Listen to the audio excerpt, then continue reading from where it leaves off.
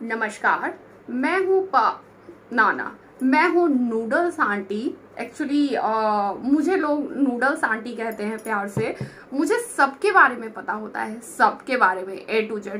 मैं मुंह तो इतने गंदे बना लेती हूँ, इतने गंदे बना लेती हूँ कि भाई मुझसे गंदा मुंह कोई बना ही नहीं सकता। चैलेंज है। अगर किसी ने बनाकर दिखाया ना, तो मैं जो दिन में 18 वीडियो डालती हूँ ना, उन 18 वीडियोस में से एक के भी पैसे तुम लोगों को देने नहीं वाली हूँ, क्योंकि मेरे पास ऑलरेडी कोई काम काज नहीं है। मैं बहुत फ्री हूँ, बहुत फोकट हूँ और एकदम फोकट हूँ। और बस मेरा काम है लोगों को ट्रोल करना, लोगों के पीछे पड़ना। इसी से तो मेरी घर गृहस्थी चलती है, इसी से तो मैं पलती हूँ, इसी से तो मैं खाती हूँ।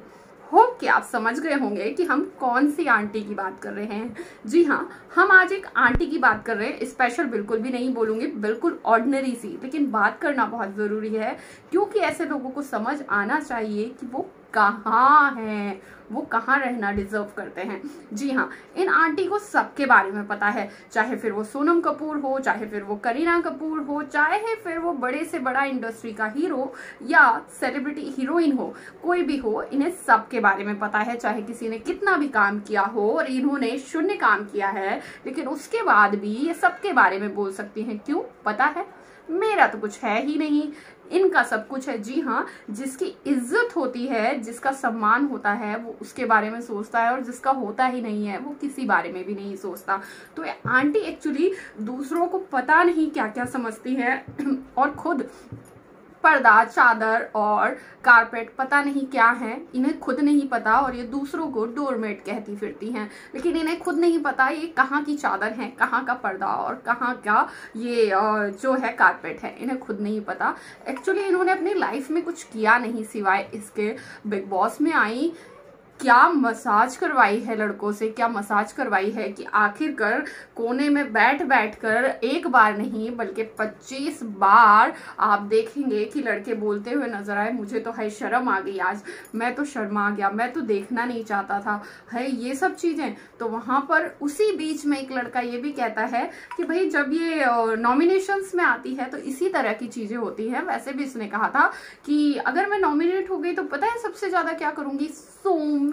जी हाँ, ये मछली तैर कर दिखाना चाहती है ताकि लोग इसे इसकी चीजों पर जज ना करें, ये कैसी हैं, ये कैसी बातें करती हैं, ये कैसा बिहेवियर है इनका दूसरों के साथ, बल्कि इस चीज पर जज करें कि ये स्विमिंग कैसा करती हैं और स्विमिंग पूल में इनके कपड़े कैसे हैं। अब कपड़ों की बात निकली है तो क्या ही बताएं आपको, बिग बॉस का इतिहास उठाकर देख लीजिए, 1 से लेकर 14 तक। अगर इस तरह के कपड़े आपको किसी के नजर आ जाएं तो फिर कहना, चलिए अरे बाबा इनके कपड़ों पे बात की है, लड़की के कपड़ों पे बात हो रही है, लेकिन अगर ये दूसरों पर बात करें तो वो कुछ और है। जी हाँ, दिलजीत दोसांझ के साथ इनका पंगा है। इन्होंने कहा, दिलजीत दोसांझ ने कहा, कौन सही कौन गलत हम उस पर नहीं जाएंगे, लेकिन बात सिर्फ एक है कि मैडम आपको इस चीज से प्रॉब्लम क्यों है कि कोई दिलजीत दोसांझ के साथ काम कर रहा है तो आप उसको टारगेट करोगी, या फिर ये कि आप सना के नाम से पॉपुलैरिटी लेना चाहती हो, ऑब्वियसली पॉपुलैरिटी लेना चाहती हो। इतिहास उठा लो, जितने भी यूट्यूबर, जितने भी सेलिब्रिटीज यूट्यूबर हैं, कोई भी दिन में 10-10 और 12-12 वीडियो नहीं डालता, लेकिन ये मैडम दिन में 10-10 और 12-12 वीडियो डालती है।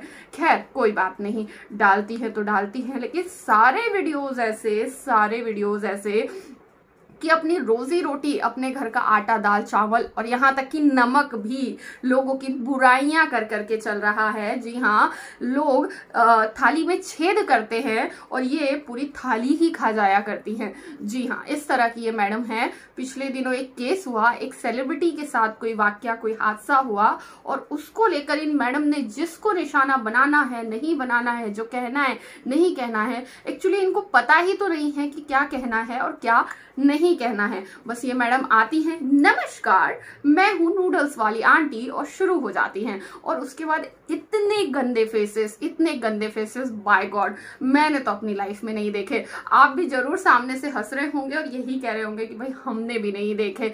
इतना गंदा तो नहीं है किसी का मुंह जितना तुम बनाती हो। पहले आप अपने बारे में सोचो, आंटी जी कि आप क्या हो, उसके बाद बताना कि कौन क्या है कौन क्या नहीं है। और मैडम जहां तक रही सिद्धार्थ शुक्ला के धोखे की बात, आपको कैसे पता? कहीं आप ही ने तो नहीं खाया? चलिए, वैसे एक बात बता दूं, धोखा खाया हो या ना खाया हो, लेकिन एक बात बता दूं, सिद्धार्थ शहनाज के साथ है, इस बात से सिर्फ आपको ही नहीं कई आंटियों को और भी जलन है।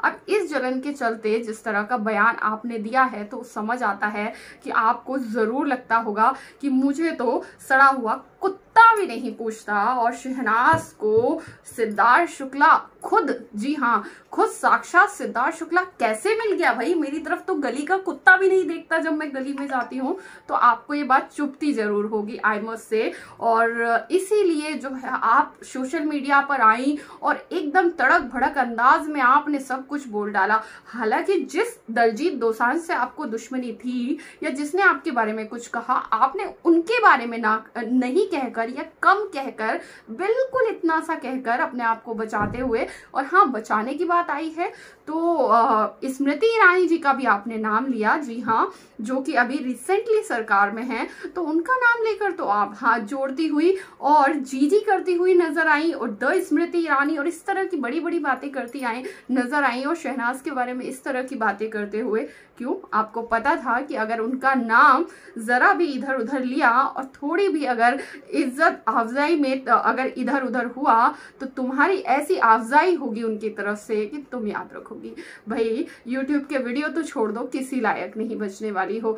इसीलिए तुमने ये इस तरह का प्रोपोगंडा क्रिएट किया। और रही बात दलजीत की, तो तुम दलजीत के भी मुंह नहीं लगी, क्योंकि तुम्हें पता था कि अगर तुम दलजीत के मुंह लगोगी तो तुमको दलजीत पता नहीं कहीं भी लगने लायक छोड़ेगा या नहीं छोड़ेगा, ऑब्वियसली नहीं छोड़ेगा। तो तुमने एक इजीएस्ट ऑप्शन चूज किया, जो थी शहनाज और सिद्धार्थ।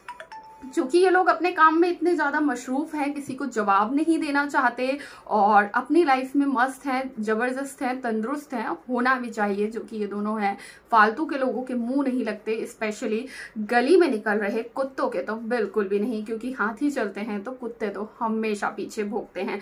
तो भाई ऐसे में ये कैसे कि आपने सिर्फ और सिर्फ शहनाज और सिद्धार्थ को टारगेट किया? एक बात बताती हूँ आप लोगों को, यूट्यूब चैनल ना जरा कम चल रहा है मैडम, दिन में 6 वीडियो, 5 वीडियो, 10 वीडियो, 18 वीडियो डाल देती हैं, जैसा जब मौका मिल जाता है उतने वीडियो डाल देती हैं, लेकिन उसके बाद भी चैनल उतना चलता नहीं। अभी कुछ ही दिन पहले जो केस हुआ रिसेंटली, उस केस में भी इन्होंने खूब बहुत कुछ बटोरने की कोशिश की, खूब लोगों की सिंपैथी लेने की कोशिश की, सेलिब्रिटीज पे पूरा का पूरा गालियां देने की और ग्रज निकालने की कोशिश की, लेकिन उसके बाद भी मैडम को फेम नहीं मिला, मैडम को सब्सक्राइबर्स नहीं मिले, मैडम को व्यूज नहीं मिले। अब बेचारी रोती ना तो क्या करती, अब रोती तो रो रो कर भी तो नहीं मिल पा रहे थे। इतनी बार तो मैं नूडल्स बोल रही हूँ, मैं नूडल्स आंटी बोल रही हूँ, उसके बाद भी कुछ नहीं हुआ। तो अब ये आई और इन्होंने सिद्धार्थ और शहनाज का नाम लिया कि एटलीस्ट पॉपुलैरिटी मिले, लेकिन वो चीज भी फेल हो गई। और बिल्कुल भी मैडम की ये बात किसी को हजम नहीं हुई और किसी को समझ नहीं आई कि आपका पंगा दलजीत दोसांझ के साथ है, उसके साथ काम कोई और कर रहा है। आप दलजीत पर निशाना नहीं साध रही, बल्कि आप दूसरे पर निशाना साध रही हैं जो कि उनके साथ काम कर रहा है। एक्चुअली मैडम प्रॉब्लम क्या है, आपने बिग बॉस में सब किया जो आप करना चाहती थी, जो ठीक है, आप जो करना चाहती थी आपने सब कुछ किया, स्विमिंग पूल में मछली बनने से लेकर मसाज करवाने से लेकर सब कुछ, लेकिन फिर भी आपकी दाल नहीं गली। अब आपको लगा कि भाई एक लड़की हंस कूद के पूरे कपड़े पहन के ऊपर से नीचे तक, क्योंकि आप देखोगे शहनाज मोस्टली बहुत डिसेंट कपड़ों में, वैसे वो हमेशा ही रहती है, लेकिन बहुत डिसेंट कपड़ों में बिग बॉस में नजर आई है। तो इन आंटी को लगा कि ऐसा कैसे हो सकता है कि ऊपर से नीचे तक ढकी हुई लड़की इतने डिसेंट कपड़ों में आने के बाद और एक ही लड़के के साथ रहने के बाद, और भाई इतना आगे निकल जाए, लोग उसे इतना प्यार करें, ये वो। अब भाई रही सिद्धार्थ के साथ रहने की बात, तो भाई मैं भी तो बाबा पे बहुत चिपकी थी, ऑब्वियसली वही बाबा जो अभी आपको सीजन 14 में एज अ वाइल्ड कार्ड के रूप में नजर आए थे, तो मैं भी तो उन बाबा के साथ बराबर चिपकी हुई थी। लेकिन ऐसा क्यों कि मैं नहीं चली और ये चल गई? मैडम फर्क फीलिंग का है, जी हाँ, जो कि आप नहीं समझोगे आंटी। शहनाज है, सिद्धार्थ है, और उनका जो फील है ना वो यहाँ से निकलता है और यहाँ पर आकर लगता है, इसीलिए फैंस उनके दीवाने हैं। और आपकी जो वर्गैलिटी थी वो साफ साफ नजर आती थी। लेकिन बात सिर्फ इतनी, आखिरी शब्द मेरे सिर्फ इतने कि अगली बार अगर आप एक उंगली दूसरे पर उठाते हो तो बाद वाली 4 फिंगर्स, 4 उंगलियां समझ लेना कि आंटी जी आपकी तरफ उठ रही हैं। तो आई होप कि ये वीडियो आप तक पहुंचेगा, आप देखोगी, क्योंकि आप ज़रूर देखोगी। आपको बहुत इस चीज़ के लिए होगा कि भाई लोग मुझे कितनी गालियां दे रहे हैं, क्या कह रहे हैं, क्या नहीं कह रहे हैं। तो अगर ये वीडियो आपको मिलता है तो अगली बार शहनाज और सिद्धार्थ का नाम तो एटलीस्ट नहीं आना चाहिए, वरना इस बार तो बजाई है और अगली बार तो लगाएंगे। ठीक है। वेल, जो लोग ये सोच रहे थे कि हमें फुटेज नहीं देना चाहिए, अब मैं अपने फैंस को कहती हूँ, अपने सब्सक्राइबर्स को कहती हूँ, जो कि दीपमाला फैम है, हमारी फैमिली का हिस्सा है, तो उन्हें मैं ये कहूँगी कि जो लोग चाहते थे कि इस सब्जेक्ट पे वीडियो ना बने या इस सब्जेक्ट पे बात नहीं की जाए, बहुत सोचा, आप लोगों की बातों पे गौर किया। इसके अलावा वो भी कमेंट थे जो काफ़ी सारे लोग ये चाहते थे कि बने, जवाब मिलना चाहिए। एंड एट द एंड हमें भी यही लगा कि जवाब मिलना ही चाहिए। आज ये, कल कोई और परसों कोई और। वेल, अभी के लिए आपको क्या लगता है और आप क्या सोचते हैं आंटी के बारे में नहीं, अपनी प्यारी दुलारी शहनाज के बारे में, आगे क्या कुछ करते हुए देखना चाहते हैं, कमेंट में ज़रूर बताइएगा। वीडियो को लाइक, चैनल को सब्सक्राइब कीजिएगा और आंटी जी भूलिएगा मत। Till then, bye bye.